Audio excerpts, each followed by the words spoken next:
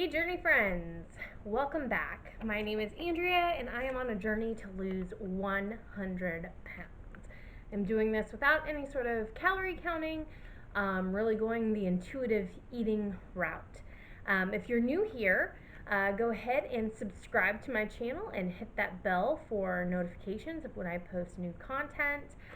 For those of you who have been with me for a while, nice seeing you again. If you have been following on my Facebook page, I've mentioned before one of the books that I've been reading has been 50 More Ways to Soothe Yourself Without Food by Dr. Susan Albers. So there it is, Dr. Susan Albers. Honestly, this is a sequel. I'm not sure why I didn't start out with the first one. This is just what I had stumbled upon at the library. I actually have since, they had at the library her first book, 50 Ways to Soothe Yourself Without Food on CD. So I'm currently listening to that in my car. But since I have already finished this book, I thought I would go ahead and just share some of the information that I got through here that I found to be interesting. This is not a complete synopsis of everything that she has in there, so if you're interested in what I'm giving to you, you might want to give the book a look and see what other items that she has in there. So I know that if you guys are anything like me, you are busy. I am a mom of 3. I work a full-time job, and then somehow I also find time to do this. I don't know. I guess that's what my evenings consist of, or my lunch breaks. So anyways, I'm going to make these into a series of videos on how to soothe yourself without food. So be sure to check that out on my channel webpage on YouTube, and pick and choose the ones that you're most interested in. This one today is going to be what she first talked about, which is actually meditation. So throughout the book, the general feeling that I came away with is that soothing yourself without food is actually a lot about distraction or quieting the mind, kind of stuff. So meditation is obviously, the benefits of that are just endless. And it's one of those things that I'm like, I bet that would be pretty good for me, but I don't actually do it a whole lot. I did like a few of the things that she actually suggested, because in what I've been exposed to has basically been, at the end of a yoga session, and you're laying on the floor and you meditate for a little bit, or just some mindful breathing. That's pretty much what I had been exposed to. So I was actually really interested in some of the other things that she had suggested. So the first one that she had suggested was focus meditation. And so focus meditation is to find a particular object and literally focus on that object and try to describe in your mind, using the 5 senses, everything about that object. So this is just a way, especially when you're just asked to meditate and kind of just, let the thoughts go by and don't focus on anything like that, or just be quiet and focus on nothingness or whatever. I like this one a little bit better because you actually have something that you are actively engaging with in your mind, but at the same time you're also blocking out all the other thoughts that might be coming in. So basically, you would just set a timer for 3 minutes, pick an object, you're going to focus on that object, describing it in detail using all the 5 different senses. And if your mind starts to wander, which, let's face it, when you're new to this, your mind is definitely going to wander because that's what it's used to, that's what it wants to do. Then you'll just, analyze, why do I have analyze on here? And just bring your, just notice that it wants to wander, and then just gently bring it back to the object that you're focusing on. All right. So, number two, even more interesting. And I actually may want to try this one because I had never heard of anything like this before. I mean, I do remember being kind of as a kid, being really like, I don't know, and like just totally interested in the way that flames kind of dance around or whatever. Like, I don't know, it's just kind of like an interesting thing. Like, I don't know, it looks like they have like a little life, a little spirit of their own. Anyways, so this one's candle gazing. This is the second form of meditation that Dr. Albers suggests to help you soothe yourself, without using food. And basically, you would light a candle and you keep your eyes open and avoid blinking. Oh, see, I'm not very good at that. Okay. Avoid blinking until your eyes begin to tear. And you would do this for a total of 3 or 4 minutes while taking slow, intentional breaths. So, again, this is in a way the same thing as focus meditation. You've chosen really the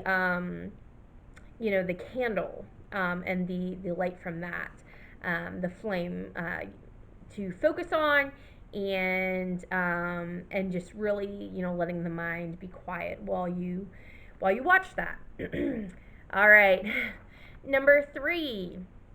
This one's kind of like an activity to give yourself.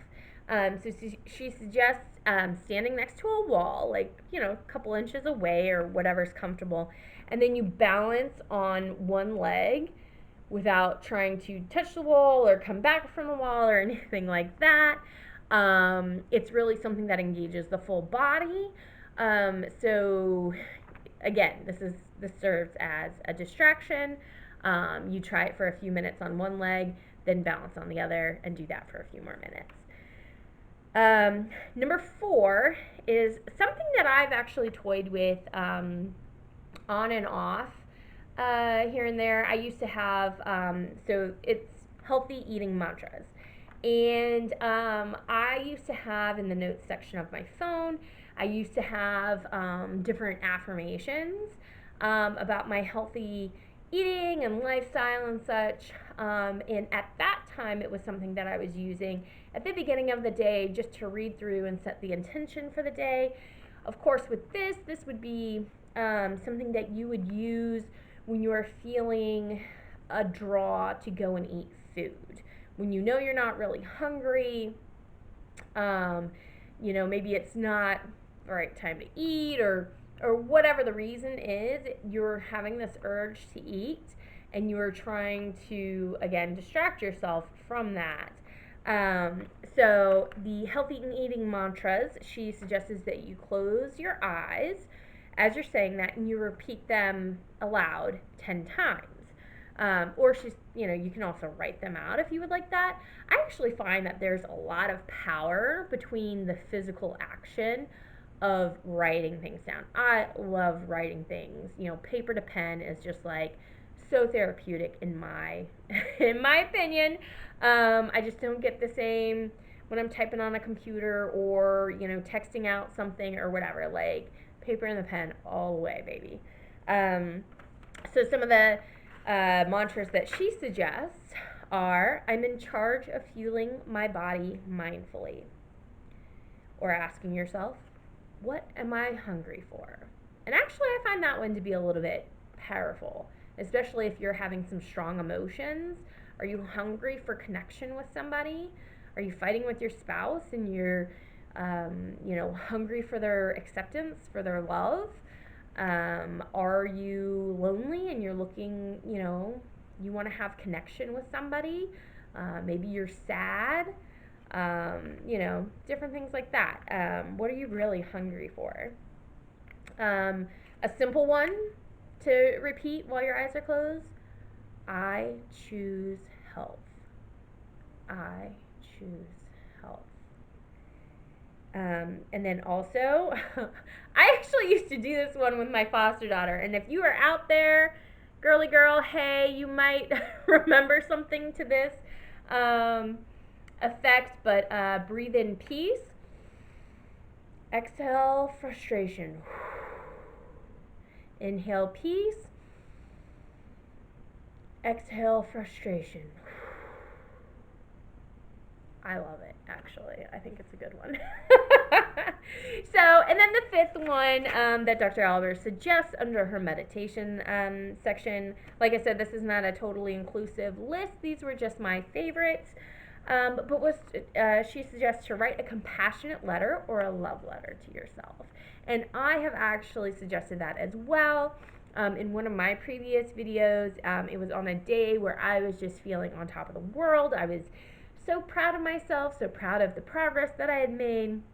And like to literally bottle up that energy, I suggested to write it all down. Write down how phenomenal you feel about yourself and the choices that you're making, because there will be a time, probably in the next, couple hours or next day or whatever, where you're not going to feel like that. You're going to feel like this process is taking forever. You are going to feel like, oh, I messed up again, or I didn't hit the goal that I wanted to be at, or I didn't, whatever. And you are just going to be down in the dumps, and you're going to need that affirmation of how you felt about yourself on that day to pick you back up. I think that can be a really, really positive thing to have in your toolkit on those not so great days. So that's it, guys. Again, this was under the meditation section of Dr. Susan Albers' book, 50 More Ways to Soothe Yourself Without Food. This is part of a series, so I will see you on the next video. All right, guys, if you enjoyed the information here, please give this a thumbs up, and we'll see you next time. Bye.